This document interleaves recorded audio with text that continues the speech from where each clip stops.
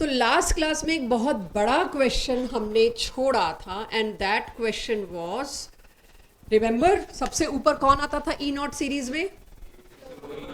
मैंने जो यहां दिया था उसमें था फ्लोरीन। फ्लोरीन की वैल्यू सबसे ज्यादा इन पॉजिटिव। सबसे नीचे कौन आता था? लिथियम की वैल्यू सबसे ज्यादा इन नेगेटिव। वहीं से मैं अपने क्वेश्चन पे आती हूँ। और ये कोई भी चीज रिड्यूसिंग एजेंट कब होती है? कोई भी चीज रिड्यूसिंग एजेंट तब होती है जब वो इलेक्ट्रॉन अपने एक एक्स्ट्रा इलेक्ट्रॉन अपने शेल में एक्सेप्ट करने की टेंडेंसी रखती है, ऐसा मुझे लगता है। तो X एक इलेक्ट्रॉन एक्सेप्ट करके अगर X नेगेटिव बना रहा है तो मैं कहूंगी ये खुद रिड्यूस हो गया। तो ये क्या हुआ? ये क्या हुआ?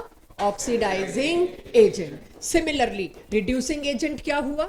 एक Y स्पीशीज जो कि क्या करना चाह रही है? रिड्यूसिंग एजेंट तो खुद का क्या करना चाहेगी? तो उसका होगा कुछ ऐसा। हम अब तक ऑक्सीडाइजिंग एजेंट और रिड्यूसिंग एजेंट को कुछ ऐसा समझते आ रहे हैं। हर वो चीज जो रेडिली रिड्यूस हो जाएगी वो अच्छा ऑक्सीडाइजिंग एजेंट होगी, हर वो चीज जो रेडिली ऑक्सीडाइज हो जाएगी वो अच्छा रिड्यूसिंग एजेंट होगी। उस हिसाब से मेरा आंसर आता है इलेक्ट्रॉन गेन एंथैल्पी पे, या मेरा आंसर आता है आयोनाइजेशन एंथैल्पी पे। एम आई राइट? तो अगर मैं आयोनाइजेशन एंथैल्पी के हिसाब से चलूं, lithium, sodium, potassium, rubidium, caesium, पहला ग्रुप, राइट? पहला ग्रुप अगर मैं देखूं तो लिथियम आता है सबसे ऊपर। ये रेडॉक्स चैप्टर में लास्ट ईयर डिस्कस हुआ था। लिथियम आता है सबसे ऊपर और सीजियम आता है सबसे नीचे। मेरी क्लास मेरे को ये बताए किस एलिमेंट को मैं मोस्ट इलेक्ट्रो पॉजिटिव एलिमेंट कहती हूँ? सीजियम को, क्योंकि सीजियम की आयोनाइजेशन एंथैल्पी इज 2 इतनी कम है कि वो सबसे ज्यादा जल्दी अपना इलेक्ट्रॉन रिलीज करता है, हाँ या ना? तो ये जब सबसे ज्यादा जल्दी अपना इलेक्ट्रॉन रिलीज करता है तो इसको नहीं होना चाहिए था स्ट्रॉन्गेस्ट रिड्यूसिंग एजेंट। अगर लिथियम और सीजियम में कॉम्पीट कराऊं तो caesium should be strongest reducing agent. वो तो एफर्टलेसली अपना इलेक्ट्रॉन रिलीज कर रहा है, तभी तो सीजियम और ये सारे metal solar panel, solar cells में यूज होते हैं कि धूप से एक ही का इलेक्ट्रॉन, दो ही एलिमेंट है जिनका इलेक्ट्रॉन निकल रहा है, जिसमें से एक सीजियम है, कि धूप से इसका इलेक्ट्रॉन जल्दी निकल रहा है, सोलर सेल में ये डल रहा है, और मैं कह रही हूं कि स्ट्रॉन्गेस्ट रिड्यूसिंग एजेंट ये नहीं है। तो ये तो एक तरह से कॉन्ट्राडिक्टरी बात होगी। तो उसके पीछे अब समझना है रिड्यूसिंग एजेंट या ऑक्सीडाइजिंग एजेंट सिर्फ इस स्टेप से डिसाइड नहीं होता है। Actually this is 3 step. अब आपको याद आएगा ये मैंने कैसे कराया है। आपको एनसीईआरटी में था रेडॉक्स में, मैंने कोई एक्स्ट्रा डिटेल में नहीं बोला। It is part of your NCERT. उसमें पिंक बॉक्स का सॉल्व्ड क्वेश्चन है ये। तो अब अगर रेडॉक्स चैप्टर में, तो अब अगर मैं देखूं एक्चुअली अगर किसी चीज को रिड्यूसिंग एजेंट बनना है तो सबसे पहले रिड्यूसिंग एजेंट बनना है, मेटल है वो, राइट? सबसे पहले तो मेटल सॉलिड होगा। सबसे पहले तो मैं उस मेटल को सब्लाइम करके गैशियस बनाऊंगी, ठीक है? तो इसमें कुछ एंथैल्पी यूज हुई, कौन से वाली? सब्लिमेशन। उसके बाद इससे एक इलेक्ट्रॉन रिलीज करवाऊंगी, ठीक है जी? सीजियम हो, लिथियम हो, पोटेशियम हो, सोडियम है, बहुत बढ़िया करके एनर्जी रिलीज, बहुत कम एनर्जी में बढ़िया से इलेक्ट्रॉन निकल भी जाएगा। तो यहां पर क्या लिखूं? अगर ये कोई मेटल है तो उसकी आयोनाइजेशन एंथैल्पी बहुत कम ही होती है, तो ionisation energy is very low. क्या कोई चार्ज स्पीशीज नेचर में एक सेकंड को भी एग्जिस्ट कर सकती है? नहीं। आपका ये सब फेल है, कुछ नहीं अलाउ कर रहा नेचर। आप तो बैठ के आयोनाइजेशन एनर्जी पे डिटेल बता रहे हो जी, जिसकी आयोनाइजेशन एनर्जी कम है उसी को स्ट्रॉन्गेस्ट रिड्यूसिंग एजेंट होना चाहिए। ऑफ कोर्स अभी तक तो, लेकिन एक और एनर्जी है जो चाहिए उसको सब्लाइम करने के लिए। चलो जी, सब्लिमेशन एनर्जी भी मान लिया, नाम मात्र है, कुछ खास नहीं है। लेकिन इसको स्टेबलाइज करने के लिए इस 12th क्लास में आज ये तीसरी बार आ रहा है। सॉल्यूशन में भी बहुत बार आया है हाइड्रेशन कॉन्सेप्ट, सॉल्वेशन कॉन्सेप्ट। इस Y+ जिस भी एलिमेंट को आप ले रहे हो, लिथियम को ले रहे हो कि सीजियम के आयन को ले रहे हो, जिसको भी आयन को ले रहे हो, उसको वाटर, प्लेंटी ऑफ वाटर, कोई भी सॉल्वेंट, वाटर हो, अल्कोहल हो, अमोनिया हो, तो अमोनिएशन बोल दूंगी मैं, अल्कोहलिसिस बोल दूंगी, हाइड्रेशन बोल दूंगी। कोई भी सॉल्वेंट चाहिए तभी ये Y+ स्टेबल हो सकता है। तो जो कैटायन ये बना, इसके चारों तरफ वाटर की एक एक्सटेंसिव लेयर इसको हाइड्रेट करने आई। और इस प्रोसेस में जो एनर्जी रिलीज हुई उस प्रोसेस की, इसकी वजह से ये Y प्लस स्टेबल हुआ, उस रिलीज्ड एनर्जी को क्या बोलते हैं बच्चों? Hydration enthalpy. यानी तीसरे स्टेप में जो हाइड्रेशन एंथैल्पी रिलीज हुई ना, दैट इज द डिसाइडर। लिखने लायक अगली स्लाइड है, अभी मैं समझा रही हूं। That is the actual decider of this process will happen और नॉट हैपन। ये प्रोसेस होगी या नहीं होगी, ये इस बात से डिसाइड होगा। और कैसे, वो भी देखिए। सब्लिमेशन एंथैल्पी मान लीजिए 20 जूल है, अपनी मर्जी से लिख रही हूँ। आयोनाइजेशन एंथैल्पी तो आप मान रहे हो जी ये kilo joule, sorry 20 kilo joule, ये तो है ही बहुत कम, सपोज ये 10 किलो जूल है। हाइड्रेशन एंथैल्पी वहीं पे 5000 किलो जूल है। तो 5000 किलो जूल डिसाइडर बनेगा कि 10, 20, 5, 50? 5000। तो हाइड्रेशन एंथैल्पी की वैल्यू इतनी ह्यूज है, इतनी ह्यूज है कि वही डिसाइडर बन जाती है। हम ये देख भी नहीं पाते, नहीं लिथियम तो बड़ा छोटा था, उसकी आयोनाइजेशन एंथैल्पी ज्यादा थी, और सीजियम बहुत बड़ा था, उसकी आयोनाइजेशन एंथैल्पी कम थी। Regardless of ionisation enthalpy, decision has to be given by hydration enthalpy. और हाइड्रेशन एंथैल्पी किसकी ज्यादा होती है, छोटे की बड़ी की? सात्विक, सिद्धार्थ, धैर्य, आद्या, चारों छोटे की। क्यों? मतलब अगर मेरे को हेवीली लोडेड विद लॉजिक चाहिए हो आंसर, क्यों भाई, कैसे पता लगा?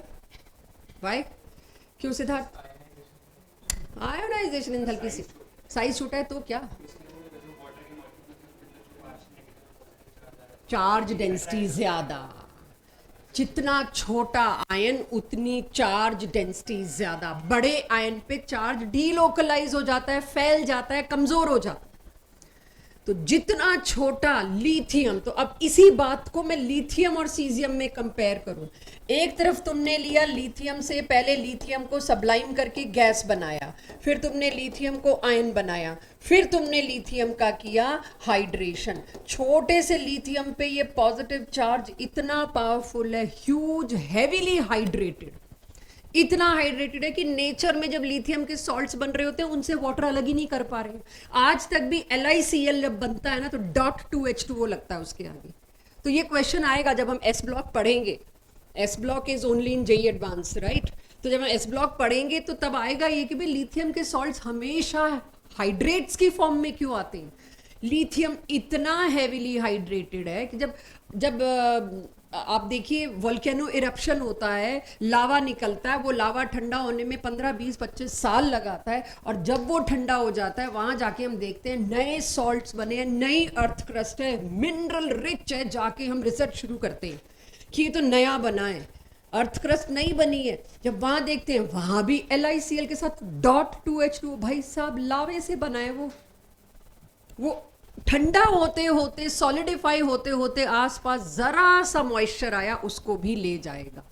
लिथियम पीछा नहीं छुड़ा पा रहा है वाटर मॉलिक्यूल से। तो can you imagine it's hydration. इससे छोटा आयन लेके तो आओ पूरे पीरियोडिक टेबल में। लिथियम से छोटा कैटायन कौन है? प्रोटॉन को छोड़ दो, मेटल की बात हो रही है। लिथियम से छोटा कैटायन पूरे पीरियोडिक टेबल में नहीं। इससे ज्यादा हाइड्रेशन एंथैल्पी किसी की है नहीं। और ये जो कॉन्सेप्ट मैं बता रही हूँ कम से कम भी 6 से 7 चैप्टर में टकरा रहा है, अपनी +1 में, अपनी +2 में। तो अब अगली बार जब भी आएगा I will not repeat, because अब मैंने और डिटेल में ले लिया। ठीक है। सो अब आप ये मान के चलिए लिथियम के कंपैरिजन में अगर मैंने सीजियम यहां करा होता तो अगेन पहले मैं सीजियम को गैशियस बनाती, सीजियम का कैटायन बनाती, ये तो बहुत जल्दी हो जाता है readily. But the moment I see इस सीजियम को स्टेबल करने इतने बड़े कैटायन पे वाटर मॉलिक्यूल बहुत कम सराउंड कर पाए, जिसकी वजह से क्या हुआ, हाइड्रेशन एंथैल्पी बहुत कम रिलीज हुई। ये भाई स्टेबल नहीं हुआ, इसको वापस लौटना पड़ गया। ये अवेलेबल ही नहीं था किसी को रिड्यूस करने के लिए। आपको लग रहा था इसकी आयोनाइजेशन एंथैल्पी कम है तो ये अवेलेबल है, no, it was not available at all, क्योंकि वो यहां तक आके लौट गया। अंडरस्टूड? सो अब ये आपके बोर्ड के क्वेश्चंस की कैटेगरी बता रही हूं मैं, आपसे ये पूछा जाएगा क्लास 12th बोर्ड्स में, उसको नाइसली प्रेजेंट करने के लिए ये मैंने लिखा है। ये कीवर्ड्स आपकी कॉपी में होने चाहिए, सेंटेंस आप बनाएंगे और जेईई नीट के लिए कम से कम भी 5 से 6 चैप्टर के अंदर ये टकराएगा, तो आपको भी पता हो कहीं एक जगह आपने इत्मीनान से इसको लिखा हुआ है। तो सेम सब कुछ फ्लोरीन और क्लोरीन के लिए भी होगा, तो क्या खुद लिख पाओगे? इसके बाद नीचे एक लाइन लिख देना, similarly this happens with fluorine chlorine. सबसे ज्यादा इलेक्ट्रॉन गेन एंथैल्पी क्लोरीन की होती है, फिर भी वो क्यों नहीं तुमने सबसे स्ट्रॉन्ग ऑक्सीडाइजिंग एजेंट बताया? वो क्या ही वैल्यू रखता है hydration enthalpy. Similar to this fluorine chlorine भी। नीचे E not value in 3 steps का एक्चुअल कंबरसम मिला जुला इफेक्ट होती है। 3 स्टेप हैं जो एक साथ मेरे लैब में ई नॉट वैल्यूज में आ गए। तो अगर किसी की ई नॉट वैल्यू बड़ी है वो रिड्यूस होगा, तुम्हारी गेन एंथैल्पी, तुम्हारी आयोनाइजेशन एंथैल्पी वगैरह वगैरह गई साइड में। तो आज के बाद अच्छा ऑक्सीडाइजिंग एजेंट, अच्छा रिड्यूसिंग एजेंट किसी क्वेश्चन में पूछा हो तो एग्जामिनर को बोलिए ई नॉट वैल्यू दीजिए। अगर ई नॉट वैल्यू नहीं दिया तो ढूंढिए कुछ और हिंट दी होगी। अब यहां पर 3 एक्सक्यूज मी मैम। बोलो जी। मैम एक डाउट था। मैम स्मॉल साइज से हाई हाइड्रेशन एंथैल्पी क्यों आती है? बेटा जितना छोटा साइज होगा ना उतना चार्ज डेंसिटी ज्यादा, चार्ज उतना लोकलाइज होता है ना उतना ही पावरफुल होता है, उतने ही वाटर मॉलिक्यूल्स के साथ फोर्सेस ऑफ अट्रैक्शन ज्यादा। So if somebody asked me तो मैं यहां लिख देती हूं स्मॉल साइज मतलब high, small size of ion, ठीक है, मतलब हाई चार्ज डेंसिटी। और अगर हाई चार्ज डेंसिटी है, फोर्सेस ऑफ अट्रैक्शन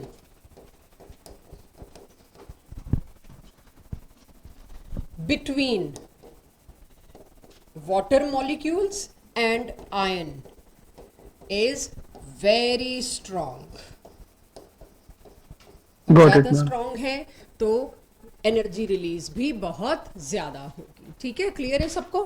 तो कोई भी आयन हो सकता है, कैटायन एनायन, छोटा मतलब हैवी हाइड्रेशन। चलिए, to predict thermal stability of metal oxides, तो ये पूरा इतना किताबी सा लिखा हुआ है, ठीक है। बहुत सिंपल सी बात मैं पूछती हूँ, मेरे को कोई अगर ये कहे इन ऑक्साइड्स में से कौन सा ज्यादा स्टेबल? स्टेबिलिटी का मतलब कैसे पता लगे मुझे ऐसे देख के? कोई भी ऑक्साइड, मैंने तो रैंडमली 2 लिख दिए। स्टेबिलिटी ऑफ ऑक्साइड कैसे पता चले? अच्छा, ऑक्सीजन तो कॉमन है, उसका तो नेचर है -2 में जाना ही है उसने, तो ऑक्सीजन पे तो आंसर लाऊंगी नहीं मैं, तो दोनों में ही है। मेरे को लाना है तो मेटल पे आंसर, बहुत ही सिंपल है, फिर ये मैं दिखा दूंगी। अब मेरे को मेटल पे आंसर लाना है तो मेटल की यहाँ पर ऑक्सीडेशन स्टेट क्या है? +1, यहाँ पर ऑक्सीडेशन स्टेट क्या है? +2। कौन सा मेटल अपनी ऑक्सीडेशन में कितना ज्यादा स्टेबल है यहाँ आके? कौन जल्दी +1 बना के राजी है, कौन जल्दी +2 बना के राजी है? तो अगर मैंने Na2O, सोडियम के नीचे कौन आता है? पोटेशियम। K2O, इसी तरह से Cesium2O, उसमें मेरे को ये देखना है +1 ऑक्सीडेशन कौन ज्यादा दे सकता है। अगेन मैं आयोनाइजेशन एंथैल्पी पे आंसर नहीं दूंगी, अब भी बता दिया। आयोनाइजेशन एंथैल्पी ये डिसाइड नहीं करती है कि वो ऑक्सीडेशन स्टेट स्टेबल रहेगी कि नहीं, बस वो डिसाइड करती है कि यहाँ जाना पॉसिबल है। उस बाद कौन डिसाइड करता है? या तो हाइड्रेशन। अच्छा, यहाँ वाटर नहीं है तो ई नॉट वैल्यू बता दो, मैं बता दूंगी कौन सा ज्यादा स्टेबल है, बस। अब ई नॉट वैल्यू क्यों बताऊं और बता दी तो कैसे रिलेट करोगे, अब देखते हैं। अगर किसी मेटल का, अभी मैं मेटल्स के ऑक्साइड की बात कर रही हूँ, नॉन मेटल्स की बिल्कुल नहीं, तो बहुत ध्यान से एक एक टुकड़ा समझना और लिखना। जितना ज्यादा उन मेटल्स का ऑक्सीडेशन पोटेंशियल है, ऑक्सीडेशन पोटेंशियल मतलब ready to oxidise. Ready to oxidise मतलब वो तीनों चीजों का हिसाब रखे हुए हैं, वो 3 स्टेप जो मैंने बताए, पहले सबलाइम होगा, फिर ये होगा, फिर होगा, अब वो भूल जाना, हर जगह लगाना। अब ये समझ लेना ई नॉट का मतलब वो तीनों स्टेप्स है। तो जिसका ऑक्सीडेशन पोटेंशियल जितना ज्यादा मतलब रिडक्शन पोटेंशियल जितना कम, आदत डाल रही हूँ थोड़ा ऑक्सीडेशन पोटेंशियल भूलना चाहिए, उतना ही मेटल के टेंडेंसी है ऑक्सीडाइज होने की। रिड्यूस तो वो होगा नहीं, वो क्या होगा, ऑक्सीडाइज। जितना ज्यादा मेटल ऑक्सीडाइज होने की टेंडेंसी रखता है, मतलब उसकी वो ऑक्सीडेशन स्टेट उतनी ही ज्यादा स्टेबल होगी। Stability take cares by E not. तो अब आपको ये देखना होगा, जितना ज्यादा ऑक्सीडेशन पोटेंशियल, जितना कम रिडक्शन पोटेंशियल, उतना ही वो मेटल एक्चुअली में इलेक्ट्रोपॉजिटिव है। इलेक्ट्रोपॉजिटिव सिर्फ इलेक्ट्रॉन के लॉस से नहीं होता, उसके बाद उसको कौन रोक पा रहा है, उससे इलेक्ट्रोपॉजिटिव नेचर निकलता है। More is the stability of oxide. तो अब मुद्दे पे आते हैं, इस पे क्वेश्चन क्या मिले मुझको। इस पे क्वेश्चन मिले, मैंने आपको ये 4 मेटल्स दिए, मुझे पता है आप देख के भी आंसर दे सकते हो, सिल्वर और मैग्नीशियम, एल्यूमिनियम और एजी, जो भी हमने सोडियम दे रखा है, लेकिन दिया ABCD तो मुसीबत। और आ रहे हैं ABCD क्योंकि काफ़ी मेटल्स को तो आप वैसे ही जानते हो।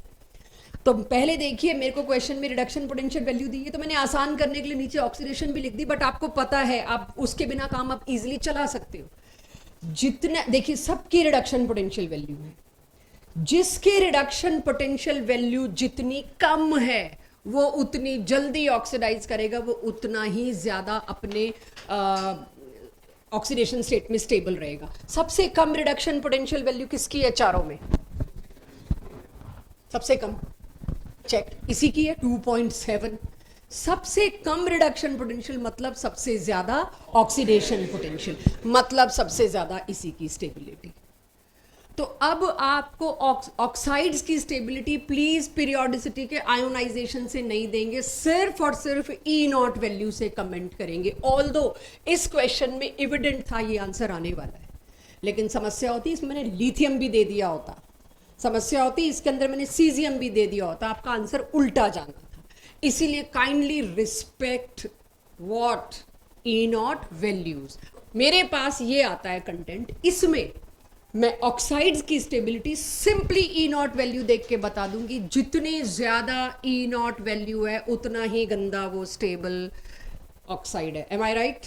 एक लाइन है लेकिन उसको एक्सप्लेन करने के लिए पूरी स्लाइड है। This should be your short notes की एक लाइन में मेरे को आ जाना चाहिए। आगे चलें इस पे।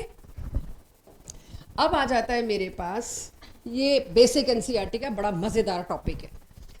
किसी को सबसे पहले ई नॉट कैसे पता चला होगा? हमें ई नॉट सीरीज पूरी पढ़ा दी आपने, जीरो किसी का ले लिया, माइनस प्लस डिक्लेयर कर दिया, और पिछली क्लासेस से हम इसको एक्सेप्ट करे बैठे हैं, हम माने बैठे।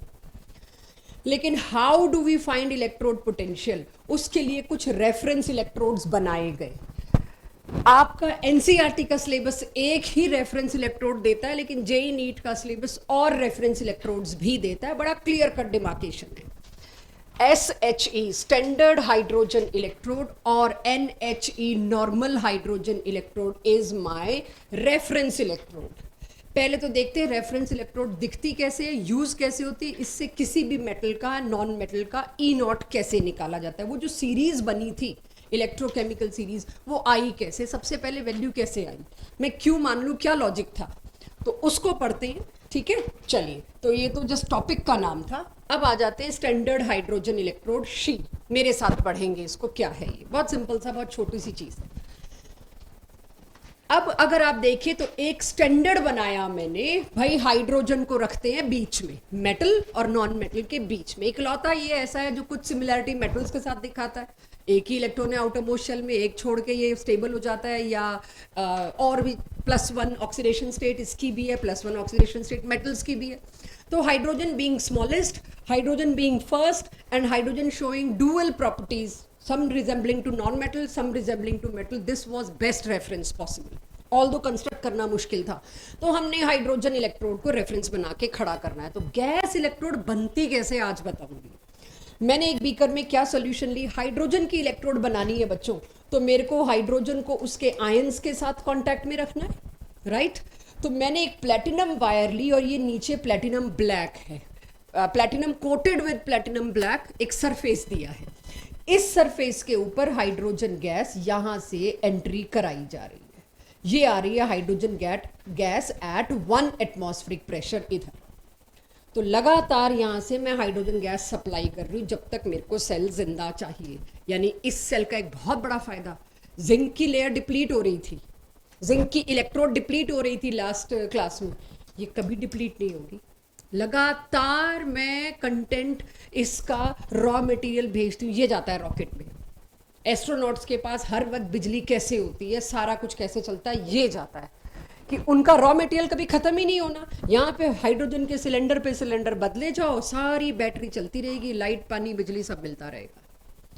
सो इस तरह से ये मेरे पास गैशियस इलेक्ट्रोड बनी। मैंने हाइड्रोजन गैस डाली यहाँ पर, यानी प्लेटिनम ब्लैक के खाली वॉइड्स के अंदर हाइड्रोजन ट्रैप्ड है, हाइड्रोजन गैस मौजूद है, और प्लेटिनम ब्लैक का सरफेस दिया कि इधर जो H प्लस हैं और इधर जो H2 है, they will come in direct contact with each other.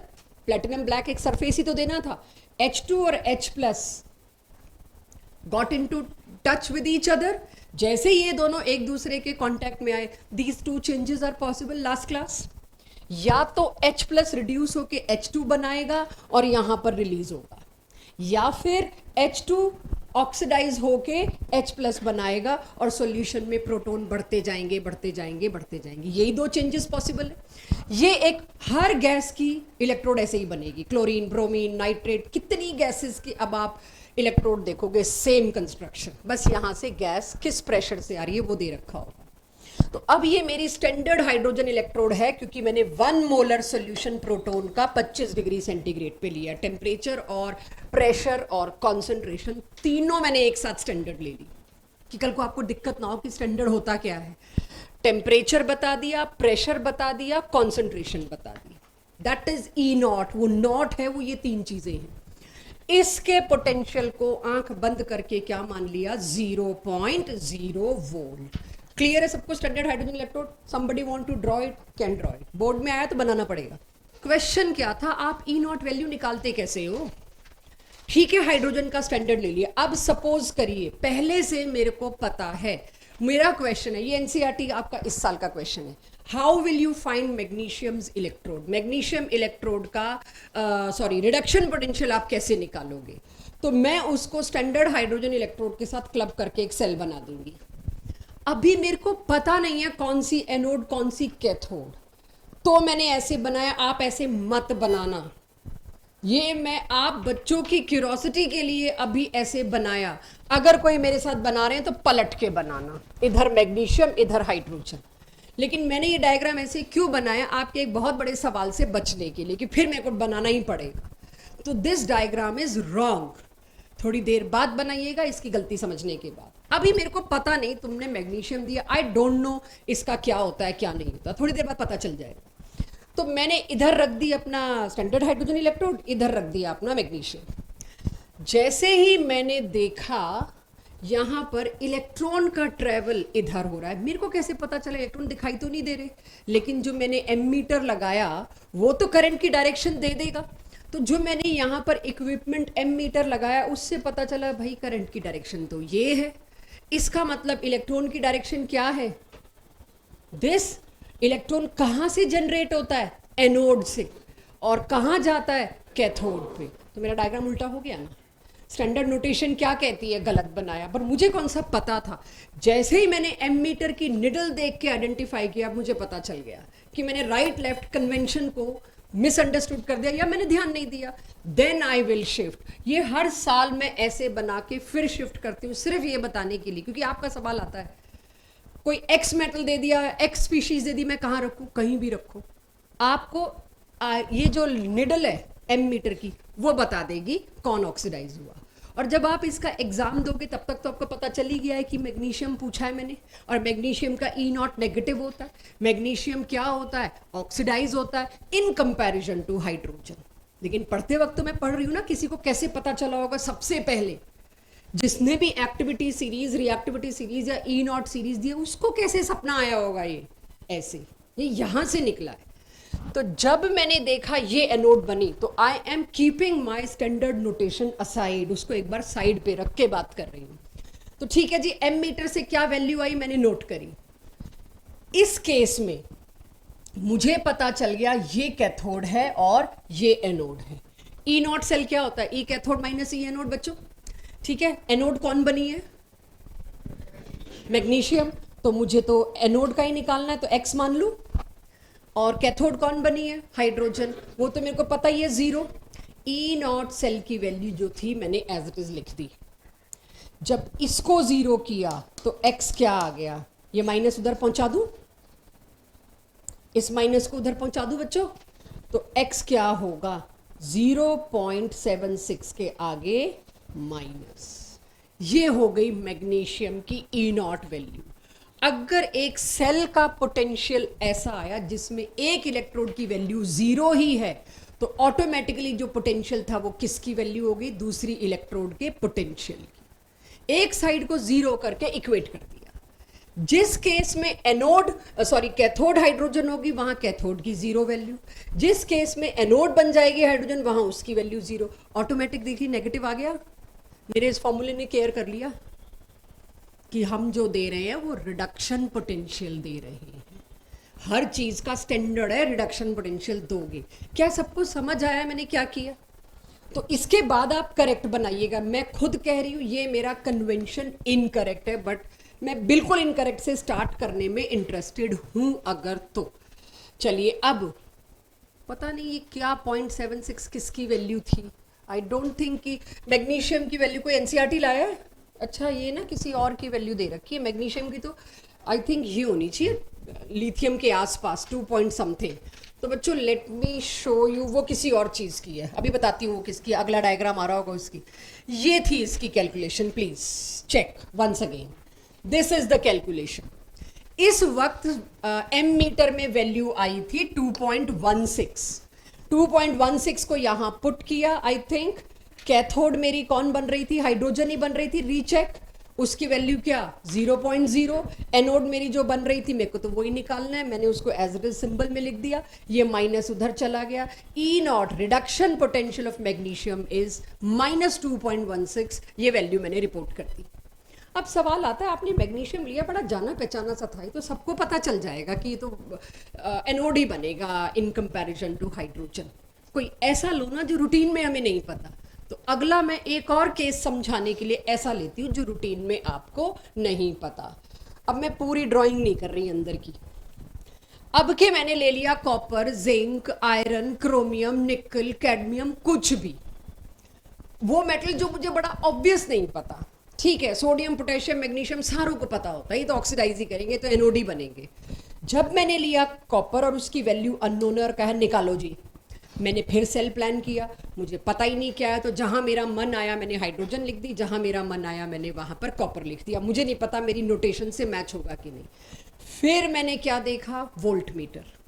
Volt meter की निडल ने, या एम मीटर की निडल ने मेरे को करंट की डायरेक्शन दी। अब के ये तो इलेक्ट्रॉन की डायरेक्शन क्या थी, ये क्या बना, बाई चांस मैच हो गई, कराई गई ऑब्वियसली। और ये क्या बना, अब इसके सेल का पोटेंशियल क्या होगा, चेक, ये मिला मेरे को सेल का पोटेंशियल 0.34 इस वैल्यू से। जब मुझे सेल का पोटेंशियल 0.34 मिला तो अगेन क्या करूंगी, ई कैथोड माइनस ई एनोड, और अब के दिख रहा है एनोड कौन है 0.0। कैथोड को मैंने लिखा x, और मुझे बताइए x की वैल्यू क्या आएगी। x की वैल्यू इज प्लस में 0.34। मैंने दो केसेस कराए जिसमें एक जगह पर हाइड्रोजन इलेक्ट्रोड बनी है एनोड और एक जगह पर हाइड्रोजन इलेक्ट्रोड बनी है cathode. This is how we measure E not values from a standard reference electrode, that is hydrogen electrode. Any issue, anyone? I want to answer if any question. जी, factors affecting electrode potential values. तो सबसे पहला factor है तो भाई metal है कि non metal है, असली तो वही बताएगा, ऑक्सीडाइज होगा कि रिड्यूस होगा। आपने कौन सा मेटल रखा है, अगर सिल्वर रखा है हाइड्रोजन के आगे तो वो रिड्यूस होगा। अगर आपने मैग्नीशियम रखा है तो वो ऑक्सीडाइज होगा। ऑक्सीडेशन पोटेंशियल है, रिडक्शन पोटेंशियल है, या उसकी वैल्यू कम है ज्यादा है, कौन डिसाइड करता है, मेटल कौन सा है। दूसरी चीज टेम्परेचर, जो मेरा इस साल का सिलेबस नहीं है। टेम्परेचर अफेक्ट करता है बट कैसे और क्या, it's not our syllabus of class 12th। तीसरी चीज कॉन्सेंट्रेशन, अब आज और अगली क्लास तक यही फैक्टर चलेगा, तीसरे वाला। इस पे सेल खत्म होगा और फिर कंडक्टिविटी शुरू होगी। सो स्टैंडर्ड कॉन्सेंट्रेशन क्या थी बच्चों, 1 molar. Galvanic cell, voltaic cell, Daniell cell, ये 1 मोलर चल रहा था। लेकिन क्या कुछ बदल सकता है अगर मैंने कॉन्सेंट्रेशन को बदला इलेक्ट्रोलाइट की, तो if we change concentration of electrolyte in any of the two beakers, definitely cell का या इलेक्ट्रोड का पोटेंशियल डिस्टर्ब होगा. कैसे? अब है वो अगला टॉपिक जो आज की डीपीपी पे नर्स्ट लिख के दिया है. पहले थोड़ा सा पढ़ाऊंगी, फिर 4-5 क्वेश्चंस देखेंगे कि अगला. अब मेरे पास ये तो पढ़ाई, पूरा टेबल बना दिया मैंने, मेटल का कितना, नॉन मेटल का कितना, फलाने मेटल का कितना. ये मेरे सिलेबस में नहीं है. ये तीसरा और आखिरी फैक्टर, इस पे आज की क्लास और अगली भी शायद मैं थोड़ा सा आपको रिलैक्स करने के लिए, क्योंकि डीपीपी अगेन इसकी बड़ी और ये बहुत इंपॉर्टेंट डीपीपी है. मतलब ज़्यादातर पास्ट ईयर इसी से आ रहे हैं, ज़्यादातर वो कंडक्टिव वगैरह पे आ ही नहीं रहा है. मैं हम सोचते हैं हर साल जो आपके रेजिस्टेंस और ओम्स लॉ वगैरह पे आएंगे, शायद वो फिजिक्स में ज़्यादा घेर लेती है चीज़, तो वहाँ पर ज़्यादा क्वेश्चन दिए जा रहे हैं. पढ़ाना तो हमें फिर भी पड़ता है, but this is most important part of the chapter. E cell खत्म करेंगे आज, कोशिश, बाकी कोई कंपल्शन नहीं है, अगली क्लास है मेरे पास. तो अब मैं कॉन्सेंट्रेशन का असर देखना चाहूँ तो क्या है, यहाँ मेरा अब प्रॉपर अगला टॉपिक, अगली डीपीपी शुरू होती है. That is concentration of electrolyte कैसे अफेक्ट करता है. बहुत interesting and easiest part of the chapter वो दिया साइंटिस्ट नर्स्ट ने. तो नर्स्ट इक्वेशन को आज पढ़ेंगे, बस आज यही होगा, इसी पे टेस्ट है. जितना हो गए क्वेश्चंस हो गए, बाकी अगली क्लास में कंटिन्यू करेंगे. तो पढ़ाई का काम तो हो गया. मान लीजिए मेरे पास ये एक इलेक्ट्रोड है. एवरीबॉडी एक बार इस स्लाइड को समझ लीजिए, लास्ट ही टॉपिक है तो इसका तो डीपीपी करनी है, बहुत बड़ी डीपीपी है, तो समझ लीजिए, फिर लिख लेना, आसान हो जाएगा. ठीक है. अगर मेरे पास ये एक इलेक्ट्रोड है, जिंक 2 पॉजिटिव ने 2 इलेक्ट्रॉन एक्सेप्ट किए और जिंक सॉलिड बनाया. रिडक्शन पोटेंशियल है. Since I am talking about standard पूरे चैप्टर में, तो मैं हर एक का रिडक्शन लिखूंगी, और किसी का ऑक्सीडेशन लिख दिया तो आपका काम होगा पलट के वैल्यू को उल्टा करना, मतलब नेगेटिव पॉजिटिव. ये इसका रिडक्शन पोटेंशियल दिखाने का तरीका. इस मेटल की इलेक्ट्रोड में पहली बार मैंने C1 लिखा है जिंक 2 पॉजिटिव के नीचे. बिकॉज C1 क्यों लिखा है? क्योंकि पक्का अब कंटेनर में मेरी कॉन्सेंट्रेशन 1 मोलर नहीं ली जा रही है, कॉन्सेंट्रेशन बदल दी. बाकी सारी चीज़ें स्टैंडर्ड है, टेम्परेचर, प्रेशर, एवरीथिंग. कॉन्सेंट्रेशन बदल दी. It is C1. एक कंटेनर के लिए C1, दूसरे के लिए C2. इस कंटेनर में इस इलेक्ट्रोड के पोटेंशियल वैल्यू में अब क्या चेंज आ जाएगा? It is given by Nernst equation, और ये रही नर्स्ट इक्वेशन. जिंक 2 प्लस और जिंक की अब वैल्यू नॉट हट गया, नॉन स्टैंडर्ड हो गया, क्योंकि कॉन्सेंट्रेशन 1 मोलर से हटा के आपने कुछ और कर दी. This is equals to E not zinc 2 plus zinc. ये वो है जो आपको टेबल में दी हुई है, ये क्वेश्चन में दी हुई है. ये तो तब है जब 1 मोलर, और ये कब है? जब 1 मोलर नहीं है. राइट. इसके बाद इसमें से कुछ माइनस हो रहा है, -2 अब ये 2.303 लगाया, मतलब यहाँ नेचुरल लॉग था, उसको बदला तभी 2.303 आया. -2.303 R is gas constant. Temperature fix है केल्विन में, 25 डिग्री सेंटीग्रेड नहीं, 298 केल्विन. फेरेडे, अगला मेरा चैप्टर ही फेरेडे लॉ, कूलम्स लॉ, इन सब पे आना है, ओम्स लॉ वगैरह पे. सो वहाँ आप पढ़ोगे एक फेरेडे का मतलब 96500. वैसे एग्जैक्टली 96500 नहीं होता. किसी ने पढ़ा है फिजिक्स में? फेरेडे की वैल्यू आ जाएगी, इसी साल आएगी, 96487 होता है. तो इसको हम राउंड करके 96500 लेंगे. इसीलिए कभी आपके आंसर में डेसिमल के बाद एक आधे का फर्क आए तो समझ लेना वो 500 की वजह से आ रहा है. तो 96500. N is number of electron traveling in this. तनय, इसमें कितने इलेक्ट्रॉन्स ट्रेवल कर रहे हैं? इसमें कितने इलेक्ट्रॉन्स ट्रेवल कर रहे हैं? 2. तो यहां पर N क्या होगा? 2. R की वैल्यू, जयंत, R की क्या वैल्यू होनी चाहिए? 8.3. सोच समझ के देना, R की 4 वैल्यू है, इसीलिए पूछा है कि सोच समझ के दीजिए. पूरा चैप्टर हो गया पिछला आर की वैल्यू पे. वरदान, क्या होगी आर की वैल्यू? टेक योर टाइम, जल्दबाजी में नहीं, पहली बार नहीं कर रहे हैं, बट सोच के दो. ये घबरा के एकदम फर्स्ट इंस्टेंट में आंसर मत दो. Take your time, you have full right to take time in class. धैर्य. आप क्या कह रहे हो वरदान? 0.082. क्यों? क्योंकि मैंने उसके 8.314 पे रिएक्ट कर दिया. Sorry, molarity. This square bracket means molarity. ये हम लास्ट ईयर से बहुत सेटल कर चुके हैं। स्क्वायर ब्रैकेट का मतलब होता है concentration reported in molarity. Molarity की यूनिट क्या होती है दिशान? क्या होता है मोलैरिटी? हाँ यूनिट, हाँ नंबर ऑफ मोल्स। यूनिट चाहिए ना वॉल्यूम की मेरे को। लीटर पूछ रहे हो, बता रहे हो? लीटर, ठीक है। इट इज, कभी भी अब तुमसे कोई मोलैरिटी की यूनिट पूछे तो तुम क्या बोलोगे? मोल पर लीटर। लीटर एसआई यूनिट है कि नॉन एसआई यूनिट है? की गल एसआई यूनिट ऑफ वॉल्यूम तुम क्या? हाँ जी, एसआई यूनिट किस दिन से लीटर हो गई? SI unit is metre cube. मैंने तो यही सुना है, volume is L into B into H, length breadth height तीनों की एसआई यूनिट है मीटर मीटर मीटर। तो एसआई यूनिट क्या हुई? Metre cube. आर की वैल्यू 8.314 तब लीजिए जब सब कुछ एसआई यूनिट में दे रखा हो। फिजिकल केमिस्ट्री 12th की खत्म होने वाली है, तो सोचा एक आखिरी बार ये भी करा दूं, फिर तो सारी ऑर्गेनिक इनऑर्गेनिक चलेगी। सो आर की वैल्यू नॉन एसआई पुट करिए। आपकी मर्जी है 0.082, आपकी मर्जी है 0.083, बट आपको पता होना चाहिए आप बार में चल रहे हैं कि आप एटमॉस्फेयर में चल रहे हैं। ये जिम्मा आप पे छोड़ रही हूँ क्योंकि आगे प्रेशर आएगा थोड़ी देर बाद, फिर गलती ना हो। सो आर की वैल्यू आपने 0.0831 कर दी पुट, ठीक है।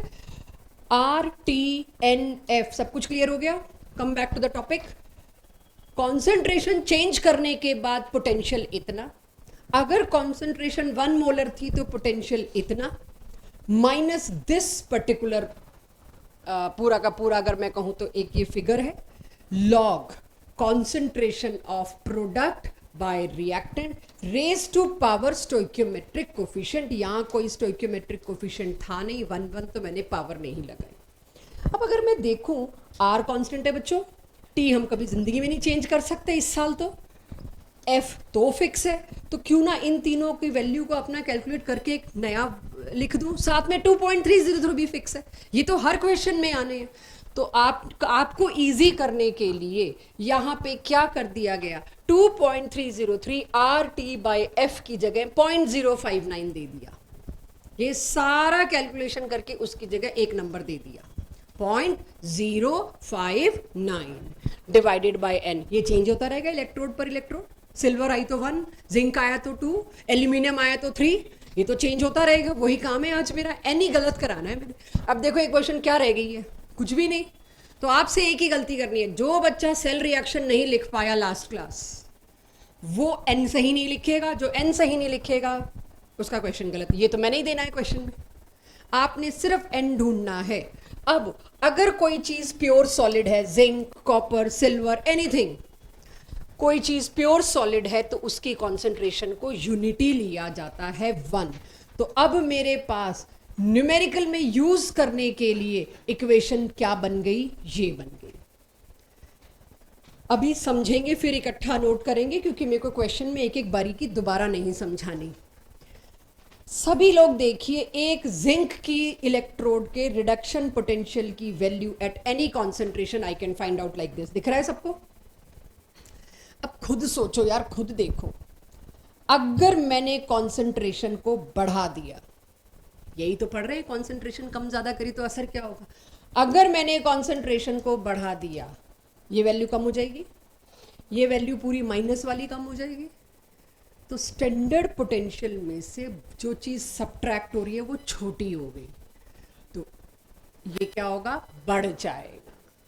ये समझिए, by changing this concentration potential will change. अगर आपने जिंक आयंस बढ़ाए तो इलेक्ट्रोड पोटेंशियल बढ़ेगा। जिंक की कॉन्सेंट्रेशन बढ़ाई, अभी एनोड कैथोड मैं कमेंट नहीं कर रही क्योंकि अभी तो अकेला इलेक्ट्रोड है। तो जिंक की कॉन्सेंट्रेशन बढ़ाई तो इसकी वैल्यू पे असर तो पड़ेगा। इस पे अच्छे खासे स्टेटमेंट वाले क्वेश्चन मिलेंगे आपको। देन कम, अगर कोई चीज कैथोड है, चाहे कोई चीज एनोड है, चाहे कोई चीज कैथोड है, मैं रिपोर्ट तो रिडक्शन पोटेंशियल ही करती हूँ सेल का ईएमएफ निकालने के लिए। तो अब आप लोग जब नोट करेंगे यहाँ पे कैथोड का, सबकी कॉपी में खुद मैं देखना चाहूंगी आपने खुद ने क्या लिखा है। यहाँ पे लिखिए, और कैथोड का मैं 2-4 लोगों का देख पाऊंगी, आई विल सी कि कहाँ पहुंचे। कॉन्सेंट्रेशन ऑफ इलेक्ट्रोलाइट के लिए नर्स्ट इक्वेशन का काम शुरू करिए। हाँ, मैंने कब का एनोड पे रिडक्शन होता है, लेकिन वैल्यू तो रिडक्शन की पुट करते हैं ना। जब आपका सेल होता है वैल्यू किसकी पुट करते हो? रिडक्शन की ना। तो मैं अभी आ रही हूँ, सेल बनाती हूँ अलग अलग कॉन्सेंट्रेशन का, तब समझाऊंगी। मैं रिडक्शन एज्यूम कर रही हूँ। अभी तो मैंने ऐसे ही लिख दिया एनोड कैथोड कि अगर मैंने एक सेल बनाया जिसमें ये एनोड कैथोड है, तो अभी आप भूल जाओ एनोड कैथोड वर्ड, जैसे है ही नहीं। आप सिर्फ लिखो दो इलेक्ट्रोड्स का, इलेक्ट्रोड 1 इलेक्ट्रोड 2 लिख दो। बहुत सही जायज़ कन्फ्यूजन है और ये कन्फ्यूजन आना भी चाहिए। तो आपके इस कन्फ्यूजन को अवॉइड करने के लिए, बात नहीं बच्चों, बात नहीं, ऐसे लिख सकते हो इलेक्ट्रोड 1 और यहां लिख दो इलेक्ट्रोड 2। ठीक है, anode cathode is little early, अभी नहीं कह सकती दिस। एक है इलेक्ट्रोड 1, एक है इलेक्ट्रोड 2। तो कैथोड मत लिखिए, आप इलेक्ट्रोड 2 लिख दीजिए। वो तो बाद में सोचेंगे कौन सी एनोड बनी कौन सी कैथोड बनी, अभी क्यों हेडेक लूं मैं। सो क्या लिखूं यहां पे?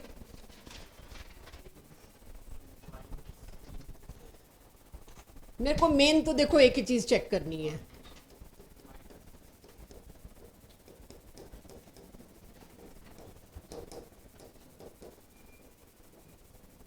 यहाँ 2 लिख दूं अब तो, मतलब ठीक है वहां मैंने n लिखा है, बट अब हम समझ गए n क्या होता है, तो थोड़ा सा इवॉल्व होते हैं। 2 लिख दिया, असली तो यहाँ चेक करना है क्या लिखूं। हाँ, सेम ही आएगा, बस यही देखना था कोई अपना दिमाग लगा के उल्टा ना कर दे इसको कि मैम सब कुछ उल्टा करने को बोला था आपने, हमने तो उल्टा करना था। कॉन्सेप्ट लगाए बालक। भाई ये रिएक्शन क्या है? Cu2 plus 2 electron gave Cu। कौन है प्रोडक्ट इसमें? तो log concentration of copper divided by concentration of copper 2 plus. तो जिन्होंने ये उल्टे के चक्कर में ये उल्टा किया था, गुड मॉर्निंग टू दोज कि आपने लास्ट क्लास की डीपीपी को शर्तिया नहीं किया अब तक, या आप कंफ्यूज हो गए। दोनों चीजें हो सकती हैं। मैं कैथोड एनोड सोचने को नहीं कह रही, मैं कह रही हूं एक चीज का रिडक्शन ही हो रहा है तो पोटेंशियल की वैल्यू रिपोर्ट करो, दूसरी चीज का भी रिडक्शन ही हो रहा है तो आप वैल्यू रिपोर्ट करो। आ गई दोनों इलेक्ट्रोड सबके पास, एवरीवन? चलिए, अब अगर मैं इन दो इलेक्ट्रोड्स का एक सेल बनाती हूं, मैंने एक सेल बनाया, कंटेनर इधर लेफ्ट वाले में मैंने कॉन्सेंट्रेशन 0.02 मोलर रख दी, राइट वाले में 0.04 मोलर रख दी, नॉन स्टैंडर्ड हो गया। और उसमें अब आपको ये वैल्यू मैं दे दूंगी इसकी, और ई नॉट यहां पर जो है इसकी, ये दोनों वैल्यू गिवन और ढूंढ लोगे कौन कैथोड बनेगी कौन एनोड। कौन सी कैथोड बनती है जिंक और कॉपर में? आपको तो याद हो गया होगा। कौन सी कैथोड बनती है जिंक और कॉपर में? कॉपर। वैल्यू देखे बिना ही पता चल जाएगा, वैल्यू क्वेश्चन में दी होगी ई नॉट। तो आपको पता है इलेक्ट्रोड 2 क्या बनेगी? कैथोड। जब तुम इसका ईएमएफ निकालोगे, चेक, अभी अगली स्लाइड पे सब साफ सुथरा किया हुआ है। अगर तुम ऐसे सेल का ईएमएफ निकालोगे, नॉट तो नहीं लिखोगे, कॉन्सेंट्रेशन तो बदल गई, तो क्या लिखोगे? जो तुम्हारी कैथोड बनी है ढूंढो, ये वाली कैथोड का ई माइनस एनोड का ई, कैथोड का ई इस इक्वेशन से निकाल के यहां पुट किया। ध्यान यही रखना, ये माइनस मेरे को बहुत महंगा पड़ने वाला है, मुझे पता है, हर साल पड़ता है। यहां पे वैल्यू पुट कर करा के पहले तुमने ये निकाला, इसको तुम कहां पुट करोगे? यहां। ऊपर वाले केस में जो तुमने एनोड का निकाला वो यहां पुट करोगे, है ना माइनस। वो माइनस क्या कर देगा ऑटोमेटिकली? जब इस पूरे के आगे माइनस आ जाएगा तो मतलब है यहां पे तो उल्टा होने वाला है। इसीलिए ये मत सोचना दोनों इलेक्ट्रोड में आपने क्या किया, इस बात को बच्चे नहीं सोच पाते, कंफ्यूज हो जाते। इसीलिए एनसीईआरटी ने पहले दोनों अलग अलग इलेक्ट्रोड्स का देने के बाद कहा कि अब आप लोग पूरे सेल का लगाओ। तो पूरे सेल का उस झमेले से बचने के लिए मैंने आसान तरीका निकाला। मैंने क्या आसान, मतलब एनसीईआरटी ने क्या आसान तरीका निकाला? ये सेल रिएक्शन तो आप ढूंढ लोगे, डीपीपी 1 जो बच्चा करके आया उसने सेल रिएक्शन बनाना तो सीख लिया। ये सेल रिएक्शन आपने ढूंढ लिया, यहां से आपने खोज लिया कौन सी कैथोड कौन सी एनोड, तभी सेल रिएक्शन बनाया, C1C2 लिख दिया। अब इस C1C2 की जगह मैं लिख दूंगी जो वैल्यू दे रखी है क्वेश्चन में 0.02 या 0.04। इसके लिए नर्स लिखूंगी, सबसे आसान तरीका ये दे दिया नर्स ने, छोड़ो इंडिविजुअल इलेक्ट्रोड्स का निकाल के पुट करना, why not to use this. सब कुछ अंदर ही अंदर कर दिया। अब सेल लिखा है मैंने, इलेक्ट्रोड नहीं।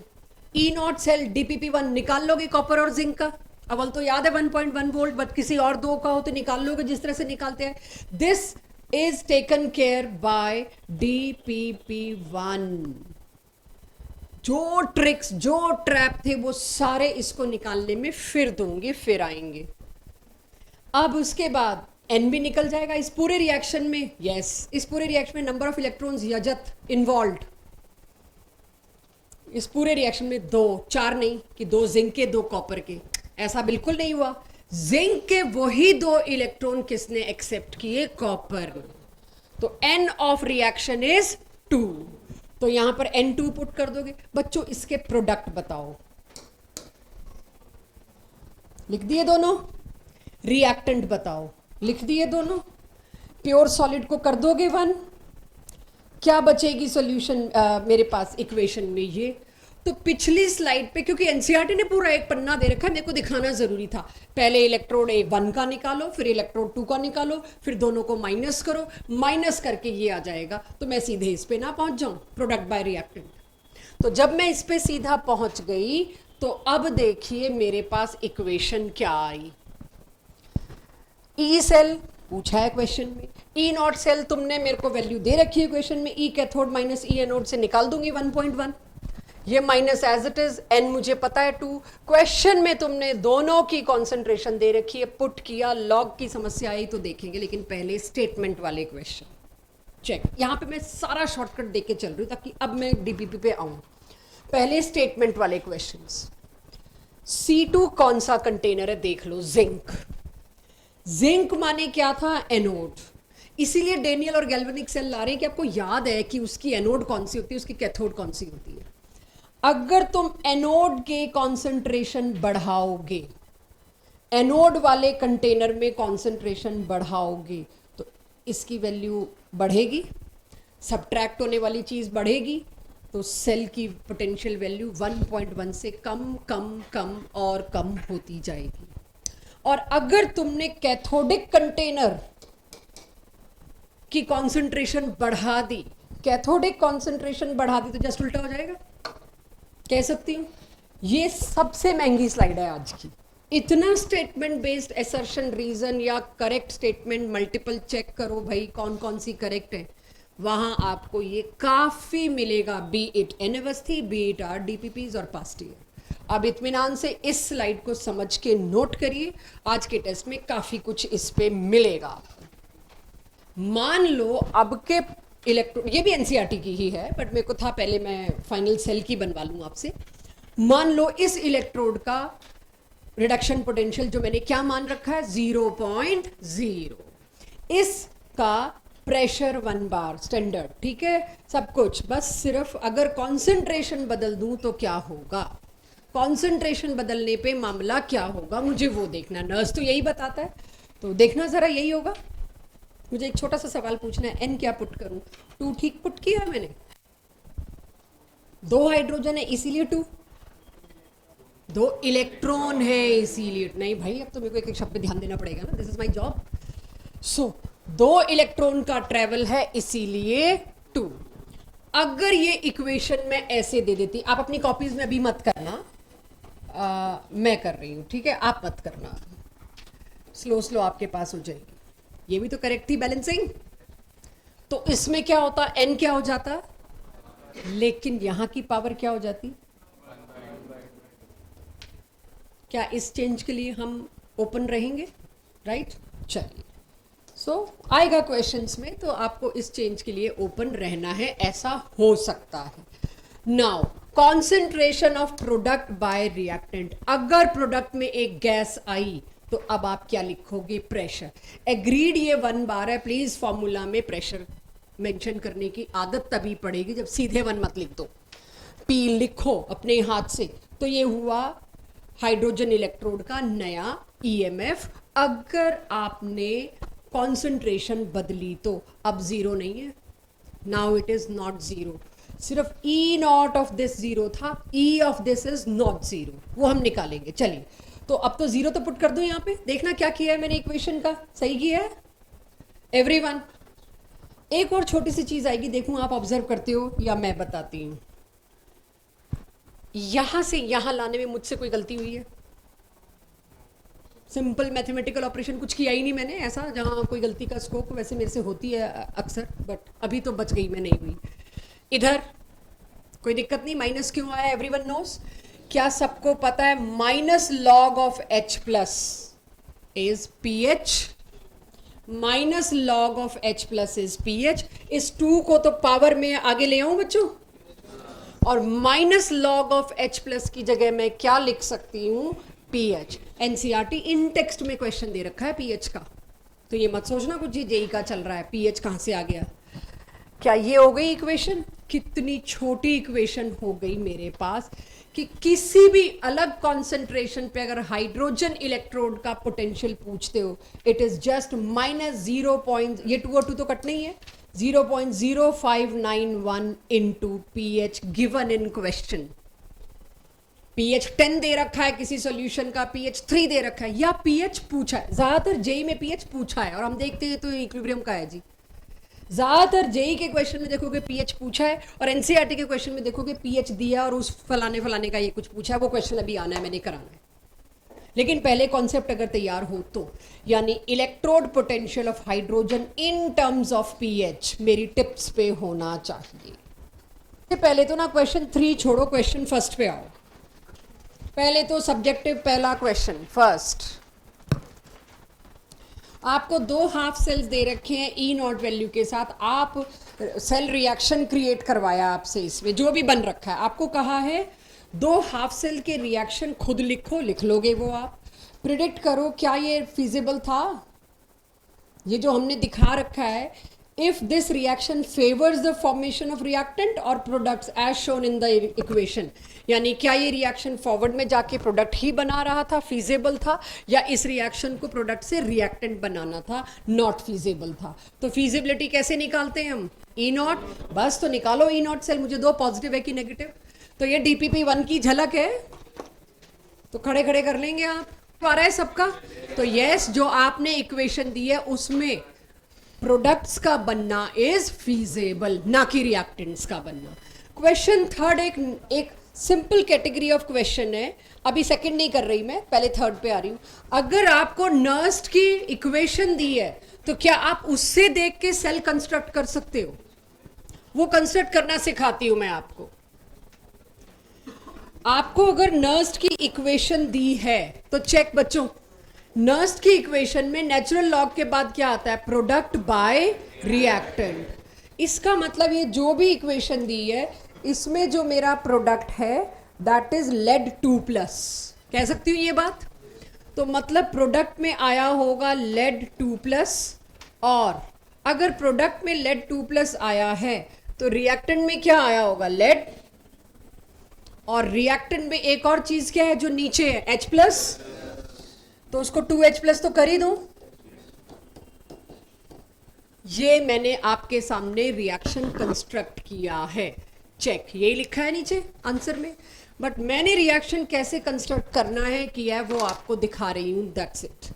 अब आ जाते हैं क्वेश्चन थर्ड, तो चलो हो गया। छोटे छोटे थियोरेटिकल पीसेस से मैं पहले आपका कॉन्सेप्ट क्लियर करना चाह रही हूँ। एनसीईआरटी बैक एक्सरसाइज में क्वेश्चन नंबर 5 के 5 पार्ट्स हैं, और उसमें कहा गया हर एक के लिए नर्स्ट इक्वेशन लिखो, सॉल्व मत करो, जस्ट लिखो। आप सोच के देखो, एनसीईआरटी जहां 20 क्वेश्चन नहीं है इस चैप्टर के, 20 या 23 क्वेश्चन है, उसमें एक क्वेश्चन के 5 पार्ट सिर्फ इस बात के लिए बना रही है आप नर्स्ट की वैल्यू पुट करो, कुछ होगा इसका मतलब। 5 पार्ट अगलों ने डेडिकेट कर दिए, ये एक मैक्सिमम मिस्टेक प्रोन एरिया है। तो अगर मैंने आपको ये सेल रिएक्शन दिया, इसके लिए नर्स्ट पूरी लिखी है, डोंट लुक एट इट मैंने क्या लिखा है, ये कुछ अपनी हिंट के लिए लिखा है, शायद ये गलती लिखी है, क्या लिखा है, इस पर्टिकुलर रिएक्शन के लिए नर्स्ट इक्वेशन लिख के बताइए अगर ये रिएक्शन दे रखा है तो।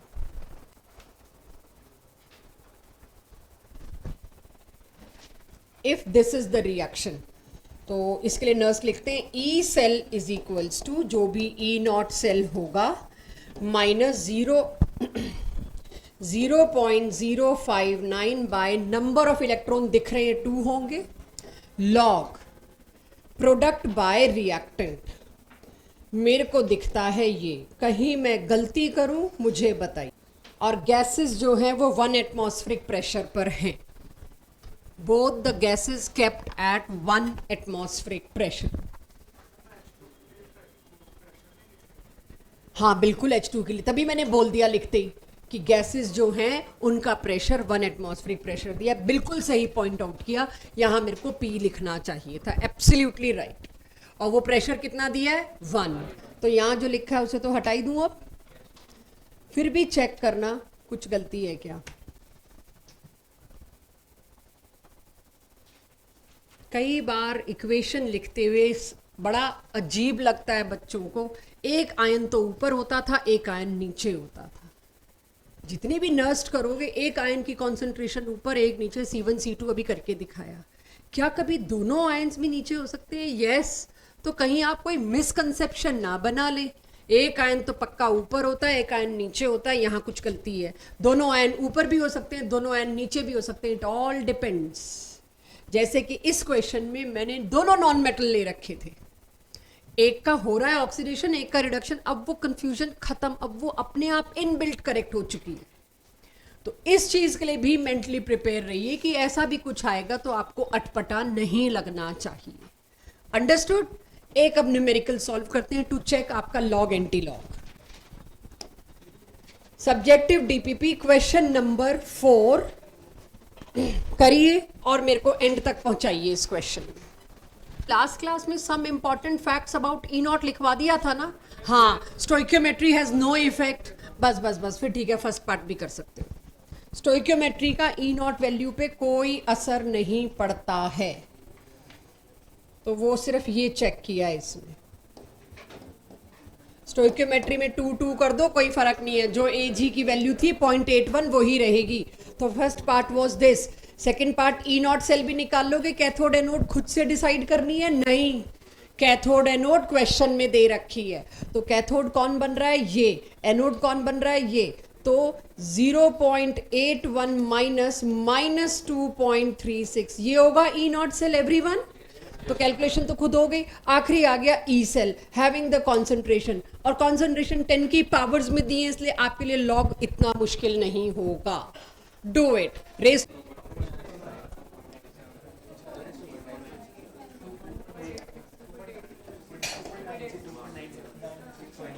मैं जरा देख रही हूं अप्रॉक्स करके